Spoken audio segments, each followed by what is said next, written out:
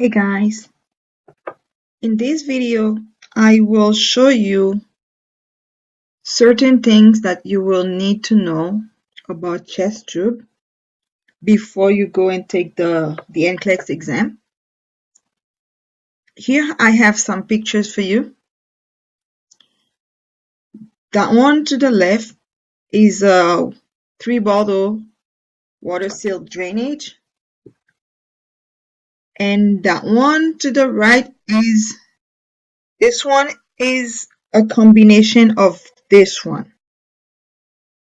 This one is what normally we use in the hospitals. If we go a little bit down, like here below, you can see I have a bigger picture of it. This part right here is the chest drain connector. You can see there's that little tip right here. This is where you connect. Normally it's not that, it's this part is where you get a sample. If you need a sample, this is where you connect the suction tubbing. And here we have the positive pressure valve. Yeah, this part here is there's a flap, like it is movable. And here we have the suction regulator. That one, like if you want the suction to be lower or higher, this is where you regulate the suction. And here you can see where you can monitor the suction right here. This is the regulator and this is the monitor. Down here we have the air leak. This part here is very important for your NCLEX exam. Very important. And also we have this part that is the collection chamber and the control chamber. Those two are very important. Always have to know these two. Let's go down right here. Now I'm gonna tell you the reason why we use a chest tube on a patient. We can use a chest tube to remove air, to remove fluid or blood. The kind of patient that has air in the lung, we call that kind of disease pneumothorax. And if the patient has fluid in the lung, we call it pleural effusion. And if it is blood, it's hemothorax. So these are the conditions why we use a chest tube on a patient. If you go right here, you can see there are other reasons we can use a chest tube on a patient. Like if you have a patient that has open heart surgery, we also use a chest tube for that patient. Let's go down here. Okay. If a patient has a pneumothorax or one of these diseases I just state, you will find that patient with certain signs and symptoms such as dyspnea.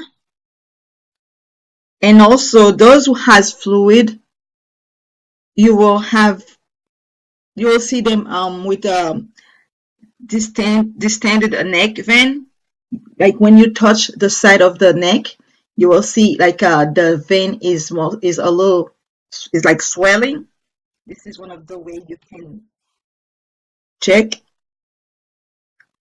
And also some of them will have paralytic chest pain. They will be coughing a lot. And when you look at the chest wall, if you're trying to listen to it, one of the side of the lung will be very diminished. And if you look at, like you try to put a tube on that patient lung, you will see a deviation in the chest tube, it's gonna one of them will be going away from the away from the lung, and you will have an asymmetrical chest wall motion. You know, when you look at the patient chest, like when someone is breathing, the chest movement will be asymmetrical. It's not gonna be like both of them will not expand at the same time. It will be like a different, like it's gonna be like a up and down. One when one go up, the other one will go down, and then they're not gonna be even. Okay. Also, there are certain things that you really need to know before you insert a chest tube to a patient. We call that pre-procedure. First, you have to verify that the patient signed the consent form. Very important. You have to teach, normally who has to teach the patient about what is about to happen is the doctor. If before the procedure you ask the patient a question or the patient asks you, what am I about to do? You have to make sure that the patient receive the education from what? From the doctor. You can reinforce it as a nurse, but the person who normally has to explain everything to the patient is the doctor.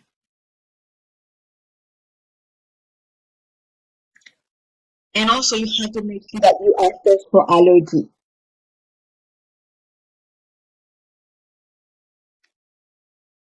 The patient has to be in a semi-forward position, and you have to prep the site that you're gonna insert the tube. You will prep that site, like clean it with povidone that how do you pronounce that? Povidone iodine. And you have to make sure you administer some pain medication to the patient because this procedure is very painful.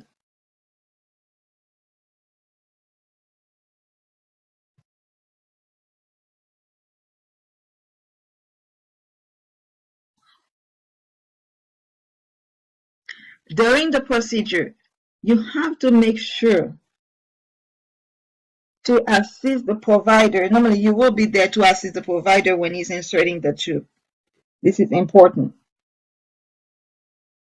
And you have to make sure the drainage system is below the patient chest. After the procedure, you have to make sure to assess for vital sign, check the breath sound, the saturation, the color, and you have to at least check on the patient status every 4 hours. You have to encourage the patient to breathe, to cough every 2 hours. You have to monitor the tube placement. And you have to check the water seal every 2 hours. And you have to add fluid to it as needed. You have to look for color of the drainage, and you have to do that mostly every 24 hours at least. You have to put a date, the time of the drainage, and the level every shift. If there's any excess fluid, like a greater than 70 ml per hour, if it looks cloudy or it's very like bright red, and if there is anything abnormal, you have to make sure you let the doctor know about it. You have to monitor the fluid in the suction chamber also. You have to if there's any occlusion, if there's any loose connection. Look for redness, for pain, for infection. And one thing that is very important, beside what I just told you, is you have to palpate the skin around the dressing to see if there is any air under the skin. This kind of thing, we call it subcutaneous emphysema, and this is very dangerous for the patient. Also, you have to make sure to tape all the connection between the chest tube. Everywhere there is a connection, you have to tape it to avoid any kind of leak. Like I said, the chest x-ray is very important to check the placement of the tube. The only time you have to clamp the tube is if you think there's a leak in the system, you troubleshoot, and then normally before you troubleshoot, you will clamp the tube, and it's not supposed to be too long. It's gonna be like within seconds, and then you will be looking for the leak really quick. You have to look for the leak, and then you're gonna clamp the tube, and then right away you have to unclamp it. And to do this also, you cannot just do it you need to let the doctor know before you do that, because you're not supposed to clamp the tube for too long. Because if you clamp it for too long, guess what's going to happen? You will create a tension pneumothorax, and this is very dangerous for the patient. Do not milk the tube.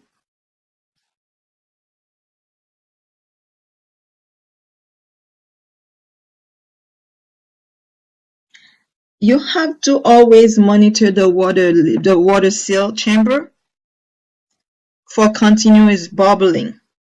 If you see any continuous bubbling in the water seal chamber, this is a sign of leak. I mean, there is a leak somewhere. The leak can be between the patient and the drainage system. So you have to look to see if there is a continuous leak in the water seal chamber. This is not good. And this is one of the questions that you really have to know for your NCLEX. They always ask about that.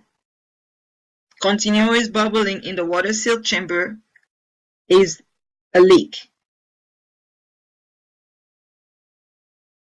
You have to check all the connection, and if you see there's a leak, you have to notify the doctor immediately.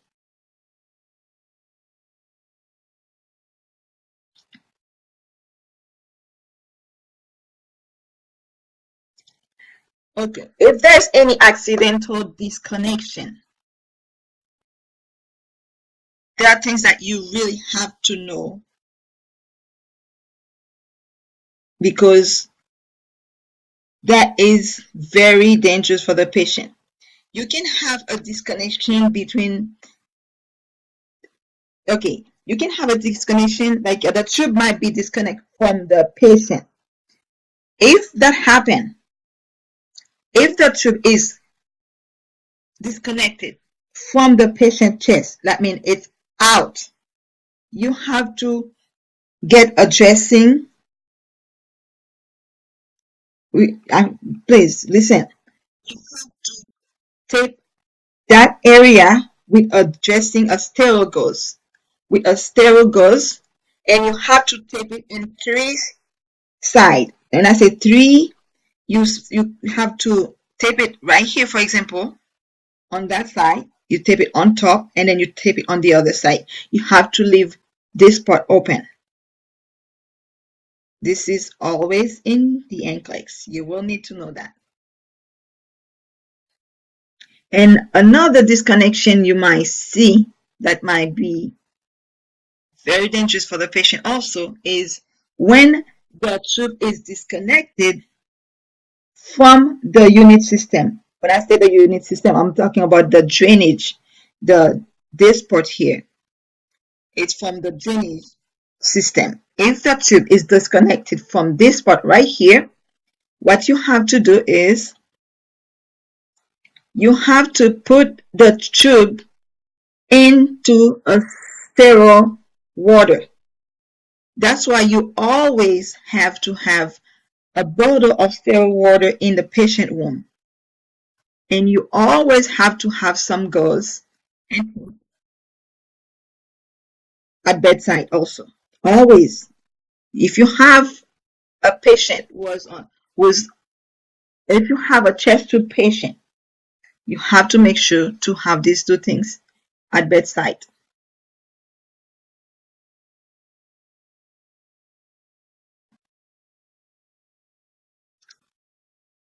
Okay, now it's time for chest tube removal. What you need to know when it's time to remove the chest tube from the patient.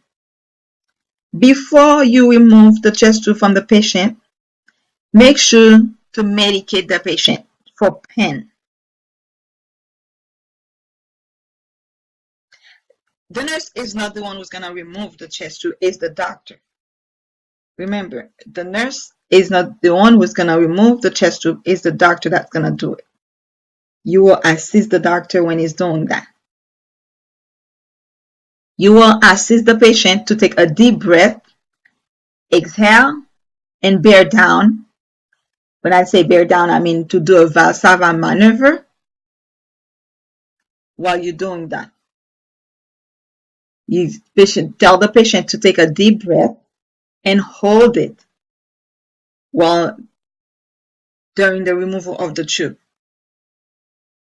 After you remove the tube, you have to apply a sterile, airtight petroleum jelly gauze.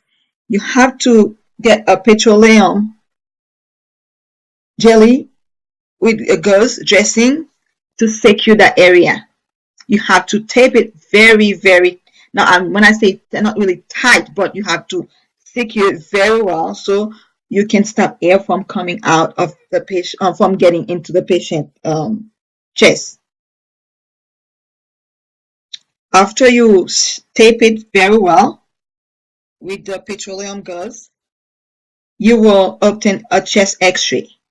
Very important. You need a chest X-ray to see if there's no sign of hemothorax or pneumothorax or pleural effusion. This is to confirm that the disease or whatever the patient had is not there anymore.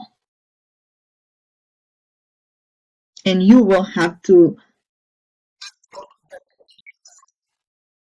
scan and the area where the tube was for sign of infection, for wound drainage, and for anything that can look abnormal.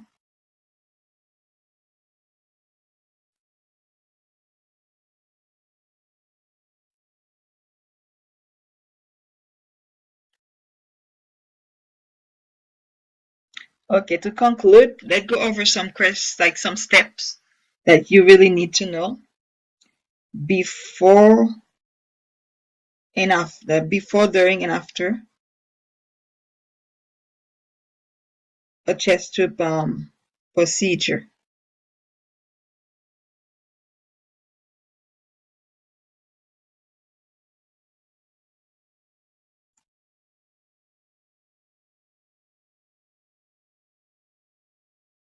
Okay, here, like I told you, is the chest tube separated from the device. These are the steps that you have to take. Right here, you have to put the tube in normal saline, in a bottle of normal saline, to create a water seal while the drainage system is being placed.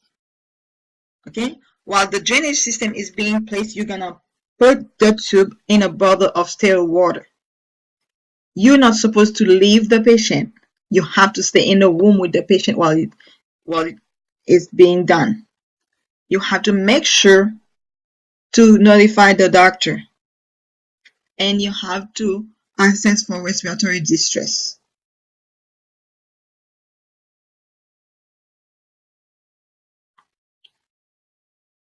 This step was for like if the tube is dislodged,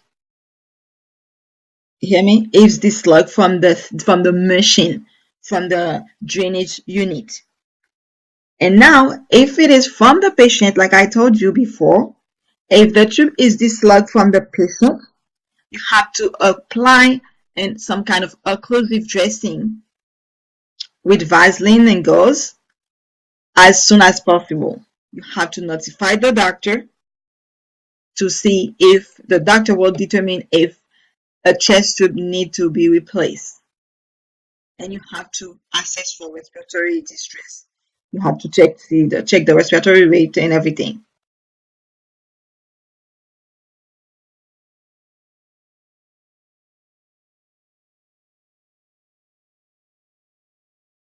If you find a lack of drainage in the tubing, you should not milk it.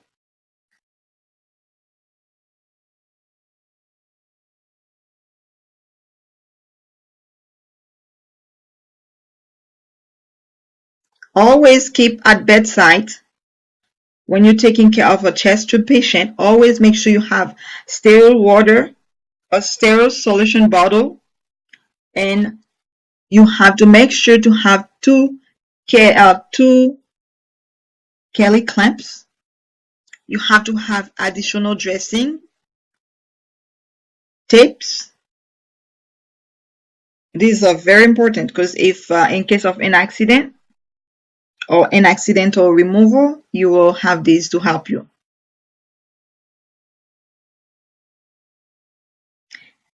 Should you clamp the tube or not?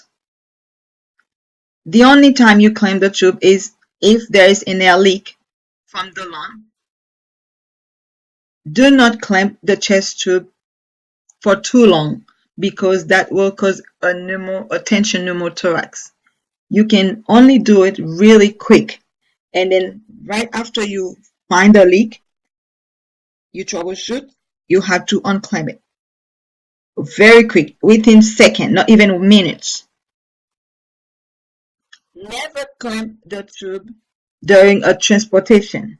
When I say transportation, I mean during the like if you're going to a city, you're going somewhere with the patient, don't clamp the tube.